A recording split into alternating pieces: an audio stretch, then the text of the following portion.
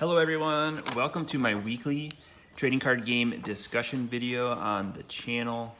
I'm glad you're here. This week we are talking about Sorcery Contested Realm. This is a TCG that was released as a Kickstarter a little over a year ago. It was created and designed by Eric Olafson and Nicholas Reynolds from Auckland, New Zealand. They raised a little over $4 million US in March 2022 to launch the alpha version of this trading card game. They got pledges from 6,456 backers who pledged anywhere from $150 to get a sealed booster box of alpha edition cards up to $10,000 to get several cases of cards and some uncut sheets of cards. And then they threw in special limited edition sorcery cards for everyone who chipped in to the original crowdfunding. And it was very successful. It was the most successful TCG crowdfunded on Kickstarter in the history of Kickstarter, even more popular than MetaZoo that came out a couple years before that. It's a very old school fantasy style art influenced game. They have 35 artists that were contributing to the original alpha edition cards. They created these beautiful borderless full art edition cards. It's sort of an 80s to 90s RPG style. They were full art. There's 400 cards in the set. Many of the artists were legendary fantasy RPG artists who did card games.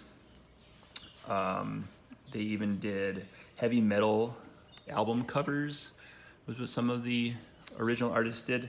Of the 35, there were 6 artists who originally worked on Magic the Gathering. And those artists included artists like Melissa Benson, who did this fire elemental. She also did Shiv and Dragon, iconic Magic the Gathering cards. Liz Danforth was another artist who started sorcery, worked on Magic the Gathering. Liz did Hymn to Torak here in Fallen Empires, as well as Merchant Scroll in Homelands. Then we have Anson Maddox, worked on sorcery. Anson we saw at Las Vegas. He drew this snow-covered island from Ice Age. He also did Land of War Elves and a ton of cards, maybe like 30 or 40 cards in the original alpha release of Magic the Gathering. Jeff Mangus, one of our favorite artists who we saw in Minneapolis, he worked on sorcery. He did Merfolk with the Pearl Trident, Sentinel Druid here in Antiquities. Jeff also did cards like Keldrin Outpost from Alliances. So these are all some of the iconic Magic the Gathering cards that the sorcery artists did. There were 2 more. There were Margaret Organ Keene, who we saw in Vegas. She did cards like Ivory Tower for Magic the Gathering. And then finally, Drew Tucker, who we haven't seen in a couple years, but is a good friend.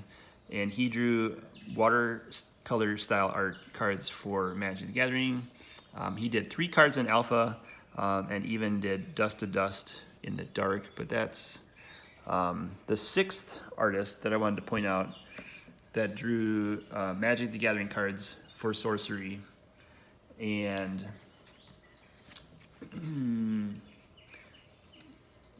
they concentrated on hand-painted art from these 35 artists. They tried to commission oil, acrylic, watercolor style, and they also even had Frank Frazetta do some art for them. Frank is a very iconic fantasy artist, watercolor style, oil acrylic painter, which is probably attracting a lot of the fans to sorcery because of some of the art that he was legendarily known for. So now getting into the actual gameplay itself, there are 4 elements that this game taps into. Earth, fire, water, and air. And if you've played Magic the Gathering, you'll kind of remember that they had an air elemental, earth elemental here, fire elemental, water elemental that Jeff Mengistrew, and then Air Elemental here. So those are sort of the main kind of characters in Sorcery, not these actual cards, but just these elements. And then all of the themes of the game center around those 4 elements. Players use avatars, which is sort of like a planeswalker kind of character. That's your main sort of creature that you use to battle in the realm. And they use these avatars or planeswalkers, so to speak, to summon minions, which are creatures, to conjure artifacts, or to cast spells in the form of magics or auras. Those are the names that Sorcery gives to the cards in their set. There were 400 cards in the set. It's a very large set. It's larger than Alpha Magic the Gathering. They came in 36 pack boxes of 15 packs in each booster pack. They also came in some sort of 53 card pre-constructed decks. They had like a bundle with 4 decks in it, earth, fire, water, air, and you could do a sample deck. I think they had less expensive cards in those decks, and then you could play with your friends and just try out Sorcery, and then you'd buy the booster packs to try to find the better, more playable cards. The cards came in 4 different rarities of Ordinary, which is you're allowed to use 4 of in your deck. They have Exceptional, which you're allowed to use 3 of in your deck. They have Elite, which you're allowed to use 2 of in your deck, and Unique, which you're only allowed to use 1 of. So some of the unique cards, there's also some fancy foil versions out on the market, trade for several hundred to $1,000 for some of the very unique cards. There's also sites, which are like land cards that you use to play. And you put everything down on a playmat. So there's a 2-player playmat that uses a grid. This is a sample of the playmat. It uses a grid of a 5x4 grid. So unlike chess that uses an 8x8 grid, this is a 5x4 grid. This is a little bit smaller, but this is used for 2 players. So if you were playing Sorcery and let's say your avatar was some sort of fire elemental, you would play your avatar on your square here, and your opponent, who maybe is playing the air elemental, they might play that on their square over there. And then both players have 20 life points, and your goal is to play cards onto your playmat and in the Dominion, in the realm, and do damage to your opponent's avatar and get them down to 0 life and then below 0 life. So I'll explain that in a second. But basically you have, I'll use Magic the Gathering cards as an example, but quickly kind of demonstrate what happens in Sorcery. Both players start with like 60 card decks. You need 20 Atlas cards, which are basically land sites, and they're printed horizontally and they have different backs on the back. So the red player might have 20 land cards in there. These would be face down, but I'll just put those here for demonstration purposes on their playmat. They would also have 40 spells in their spell book, spell cards. So they could be creatures or spells, anything kind of like that. And then these would obviously be shuffled, but then your spells would go right on your playmat. The air opponent would have an Atlas deck with some land site cards in there, and then they'd have a bunch of spells that kind of match the theme of their deck, and that would go there. Those would get shuffled up. Both players would start with 7 cards. You can mulligan. There's no limit to hand size, so you could keep acquiring cards if you wanted to. There's some strategy involved with the deck building, but for just basic gameplay, you could grab one of those 4 intro decks and just have a good time using those. There's also, the goal is to get your opponent from 20 life points down to 0, which is known as Death's Door in the game. So when you get to 0, you kind of stay there for a minute, and then you have another couple turns to get your opponent beyond 0, which is the goal of the game. you have to do like one more blow to finish them off. So it's a little different than Magic, where you just have 20 and you get to 0. The pace of the game, from some of the samples I've seen, it's a little slower. It takes a while to do damage to your opponent. You really only do like 1 or 2 damage per turn, so it takes a while. The spells in your spellbook have effects that work negatively towards your opponent's board state, depending on how many creatures and lands that they play out on their turn. Each land provides mana, and then the spells and the creatures' minions require a certain amount of mana in order to cast them.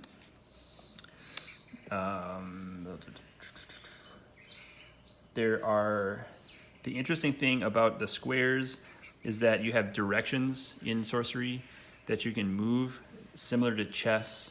Certain cards affect cards that are adjacent to that card on the board. And then other cards only affect cards that are nearby, lands and that type of thing. The adjacent cards are squares that border that card. So you could have a card here, and then an adjacent land could be in these squares. And then things that are nearby include all directions, even diagonally. So that's a little bit complicated. And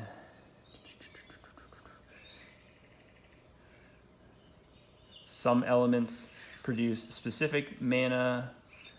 There's 2 levels. There's a surface and a subsurface. So if you had a particular land card here, you could place cards on top of that surface, so they could also be below that surface. You could have lands over here if you wanted. And then there could be cards that affect, you could have like, you'd have to play basically an orc or something on top of your land because it needs mana. Some of the unique cards are more powerful and they have fancy art. Kind of like this Keldon Warlord reminds me of Sorcery because of the fantasy comic book style art that you see in Magic. There's also spells like, some sort of flash fire spell in Sorcery where you'd place it on a land and it would burn up this land and maybe kill the creature on that land. And then it would move to the next land like that. And then this land would be marked with a token. There's a lot of tokens involved as well that indicate what happens to certain sites or minions after they've been defeated, if they don't go directly to the cemetery, which is also known as the graveyard. So that's the basic gameplay. You kind of go back and forth, taking turns, putting lands onto your playmat, casting spells onto your lands, attacking your opponent. There's some elements of combat that I wanted to point out too, that you can have. There's attacking and striking, and then you can have multiple defenders, and creatures from different squares can join together and they can intercept certain attacking creatures. There's a lot of elements of banding that came out in Legends, Magic the Gathering. That is in effect here in Sorcery. So there's multiple levels. It's kind of multi-dimensional, magic, chess magic, if you will, and a little bit slower pace. Also very casual. You're only doing like 1 to 2 to 3 points of damage per turn, so you're not gonna ultimate your opponent and do infinite combos on turn 1. So that is not at all part of Sorcery. If you're interested in checking it out, I recommend that. They are just launching the beta release, which came out this month. And the beta release is basically the reprinted 2nd edition of the alpha, which sold out on Kickstarter a year ago. The drama surrounding the beta release is that Rudy had put together 1,000 kits for his patrons. Each one of Rudy's kits from Alpha Investments included 3 sealed booster boxes of 36 packs, a bundle of the 4 starter decks, a promo card, a Frank Frazetta foil promo card that was graded by his grading company, PCG Grading, and then also a 2-player generic playmat that came So that whole bundle went live last week, and it sold out in less than 2 minutes, maybe 90 seconds. Like everyone bought it instantly, and it just kind of crashed the system. So there were several people, like 50 to 100 people, that couldn't purchase, or they paid for the kit, and Rudy oversold by about 50 to 100 patrons. So there were several people that were upset that they couldn't get the kit that they wanted. And then they got angry, canceled their accounts. And then a week later, Rudy announced that the playmat, the shipment of playmats that came from China to New Zealand has been missing or lost. So that went away. And then that upset a number of patrons who paid for a kit and maybe got a kit, but then were finding out that they weren't going to get a playmat, so they got upset. And then the next day, Sorcery Company agreed to replace the playmats. So Rudy announced that as well to his patrons, and that process will probably take several months for the company to reprint all these playmats and get them out to Rudy. And then Rudy's going to have to come up with a strategy to get them out to the people that paid for them in the original kits. But meanwhile, I think he's going to send all the beta kits out to everybody so they can enjoy the cards and play Sorcery on the release date of the Sorcery launch, which is coming up. And then people can play Sorcery, and they just won't have the playmats. But some people already have playmats. It's kind of a hot topic. But I mean, I was in it for the promo card. I'm interested in playing Sorcery as a game. Perhaps if I do get cards, I will show you on the channel how the actual gameplay works. So subscribe to the channel if you want to hear more about Sorcery in the coming weeks and months as the saga evolves. That is my quick demonstration, History and Sorcery Contested Realm. And I thank everybody for watching this video. If you have any questions or comments about Sorcery, put that in the comments below. We're still going to play Magic on the channel. I just wanted to kind of cover a little bit about Sorcery and keep you updated on what's happening in the TCG world. Hope everyone has a great day. Thanks for watching. See you next time.